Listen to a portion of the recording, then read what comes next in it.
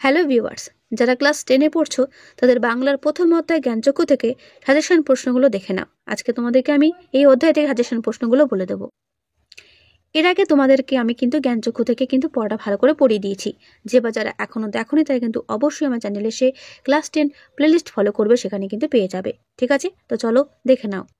আশাপূর্ণা দেবী রচিত জ্ঞানচক্ষু গল্পের উৎস হলো লেখিকার কুমকুম নামক ছোট গল্পের বা ছোটদের গল্প সংকলন। উৎস কিন্তু ভালো করে দেখে রাখবে, উৎস কিন্তু অনেক সময় পরীক্ষাতে জানতে চায়। জ্ঞানচক্ষু গল্পটি কার লেখা, এর উৎস উল্লেখ করো। তারপরের প্রশ্ন, কথাটা শুনে তপনের চোখ মার্বেল হয়ে গেল। কোন কথা শুনে তপনের চোখ মার্বেল হয়ে গেল? আমি কিন্তু উত্তরগুলো পড়বো না, উত্তর তোমাদের সামনেই রয়েছে। ভিডিওটা পজ করে অবশ্যই অ্যান্সারটা দেখে নিও। আর যে বা যারা গল্পটা আমার সঙ্গে দেখেছো বা আমার ভিডিওটা পড়েছো বা শুনেছো তারা অনায়াসেই কিন্তু অ্যান্সারগুলো দিতে পারবে, আশা রাখছি। এগুলোর মান কিন্তু 1। ঠিক আছে, প্রথমে তোমাদের 1 নম্বরের প্রশ্ন বলবো, তারপর 5 নম্বর বা 3 নম্বরের প্রশ্ন আমি বলে দেবো। সত্যিকার লেখক, এই উক্তির মধ্যে দিয়ে তপনের কোন মনোভাব প্রকাশিত হয়েছে বলে তোমার মনে হয়? এর পুরো উত্তরটা এই পর্যন্ত শেষ হলো। তারপরের প্রশ্ন, এ বিষয়ে সন্দেহ ছিল তপনের। কোন বিষয়ে তপনের সন্দেহ ছিল? ওকে। তারপরের প্রশ্ন, তপনের বাবা কাকা মামাদের সঙ্গে লেখক মেসোমশাইয়ের কি কি মিল আছে? করবে। এর পরের প্রশ্ন, রত্নের মূল্য জহুরির কাছেই, কথাটির অর্থ কি? তারপরের প্রশ্ন, তখন আহ্লাদে কাদো কাদো হয়ে যায়। কে কেন আহ্লাদে কাদো কাদো হয়ে যায়? মেশোর উপযুক্ত কাজ হবে সেটা, উক্তিটি কার? কোনটা মেশোর উপযুক্ত কাজ হবে? নতুন মেশোকে দেখে জানলে সেটা, তপন কি জেনেছিল? করবে। এর পরের প্রশ্ন, বুকের রক্ত ছলকে ওঠে তপনের বুকের রক্ত ছলকে ওঠার কারণ কি ছিল?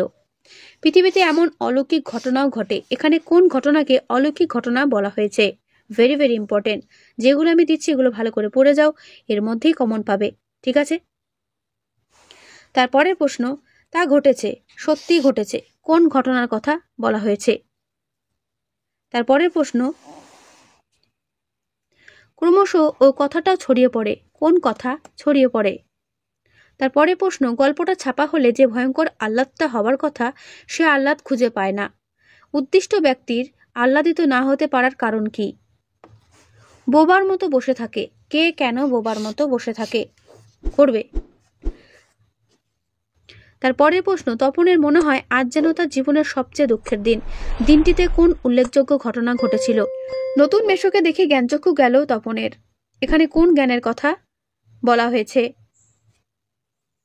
জ্ঞানচক্ষু গল্পে তপনের মেশো কোন মহত্ব দেখিয়েছিলেন? বিকেলে চায়ের টেবিলে ওঠে কথাটা, কোন কথাটা? একটু কারেকশন করে দিলে ছাপাতে দেওয়া চলে। কে কি ছাপানোর কথা বলেছেন? তারপরে প্রশ্ন, তপনের গল্প পড়ে ছোট মাসি কি বলেছিল? এমন সময় ঘটল সেই ঘটনা, কোন ঘটনার কথা বলা হয়েছে? তো এগুলো হচ্ছে 1 নম্বর প্রশ্ন। এরপর চলো 3 নম্বর প্রশ্ন। কথাটা শুনে তপনের চোখ মার্বেল হয়ে গেল। কোন কথা শুনে কেন তপনের চোখ মার্বেল হয়ে গেল? দেখো, এটা তোমরা 1 নম্বরও পেয়েছো, আবার 3 নম্বরও কিন্তু পাচ্ছ। এরকম করে তোমাদের কোয়েশ্চেনগুলো থাকবে, অর্থাৎ ডিটেলসে পড়লে সেখানে শর্ট কোয়েশ্চেন অ্যান্সারও হয়ে যাবে, আবার বড় প্রশ্ন অ্যান্সারও হয়ে যাবে। তাই চেষ্টা করবে বড়টাই ভালো করে তৈরি করার। এই বিষয়ে সন্দেহ ছিল তপনের কোন বিষয়ে কেন সন্দেহ ছিল? করবে। বিকেলে চায়ের টেবিলে ওঠে কথাটা, কোন কথা উঠেছিল? তপনের প্রথম গল্প লেখার অভিজ্ঞতার বর্ণনা দাও। ও লেখক মেশো ছাপিয়ে দিয়েছে। ওকে, লেখক মেশোর কি ছাপিয়ে দেওয়ার কথা বলা হয়েছে? তারপরে প্রশ্ন, আজ আর অন্য কথা নেই, আজ দিনটির বিশেষত্ব কি? সেদিন আর অন্য কথা নেই কেন? সন্ধ্যাতারা পত্রিকায় তপনের গল্প ছেপে বেরোয়, তবু তপনের এত দুঃখ হয়েছিল কেন? শুধু এই দুঃখের মুহূর্তে গভীর সংকল্প করে তপন। দুঃখের মুহূর্তটি কি? তপন কি সংকল্প করেছিল? সত্যি তপনের জীবনের সবচেয়ে সুখের দিনটি এলো আজ। তপনের জীবনে সুখের দিনটি কিভাবে এলো? গল্পে শেষে সুখের দিনটি কিভাবে দুঃখের দিন হয়ে উঠল? করবে। বিষণ্ণ মন নিয়ে বসে আছে এমন সময় ঘটল সেই ঘটনা। কেন মন বিষণ্ণ হয়েছিল? এমন সময় কি ঘটেছিল? তো এর পুরো উত্তরটা ঠিক এই পর্যন্ত শেষ হলো। তো 3 নম্বরের এগুলো করবে, বা চলে এসো 5 নম্বরের। কিন্তু নতুন মেশোকে দেখে জ্ঞানচক্ষু খুলে গেল তপনের। নতুন মেশোর পরিচয় দাও, তাকে দেখে তপনের জ্ঞানচক্ষু খুলে যাওয়ার কারণ কি? দেখে নাও এর পুরো উত্তরটা। বইটা আস্তে সরিয়ে তোমাদের কিন্তু পুরো উত্তর দেখিয়ে দিচ্ছি, করবে। তো এই পর্যন্তের উত্তর শেষ হলো। আর সবাই তপনের গল্প শুনে হাসে। সকলের তপনের গল্প শুনে হাসার কারণ কি? তার গল্পের যথাযথ মূল্যায়ন কে কিভাবে করেছিলেন?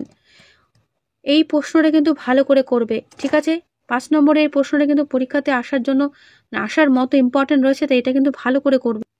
আমি যেগুলো প্রশ্ন দিচ্ছি এগুলো একটু মন দিয়ে করে যাও, কমন পেয়ে যাবে, এর মধ্যেই কমন পেয়ে যাবে, ঠিক আছে? তপন আর পড়তে পারে না, বোবার মতো বসে থাকে। তপনের এরকম অবস্থার কারণ বর্ণনা করো। হঠাৎ ভয়ানক একটা উত্তেজনা অনুভব করে তপন। তপন কেন উত্তেজনা অনুভব করে এবং তা ভয়ানক কেন? করবে, এগুলো কিন্তু 5 নম্বরের জন্য বলছি, ঠিক আছে? করবে। এর পুরো উত্তরটা কিন্তু এই পর্যন্ত শেষ হচ্ছে। নতুন মেশোর চরিত্রটি আলোচনা করো। করবে, দেখে নাও পুরো উত্তরটা। তো এর উত্তরটা এই পর্যন্ত শেষ হলো।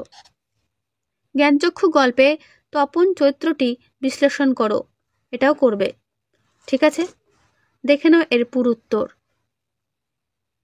তো এই হলো তোমাদের 5 নম্বরের সাজেশন তথা তোমাদের জ্ঞানচক্ষু চ্যাপ্টারের পুরো টোটাল সাজেশন, অর্থাৎ সাজেশন প্রশ্ন উত্তর যেগুলো আমি দিচ্ছি এগুলো ভালো করে করো, এর মধ্যেই কমন পেয়ে যাবে, ঠিক আছে?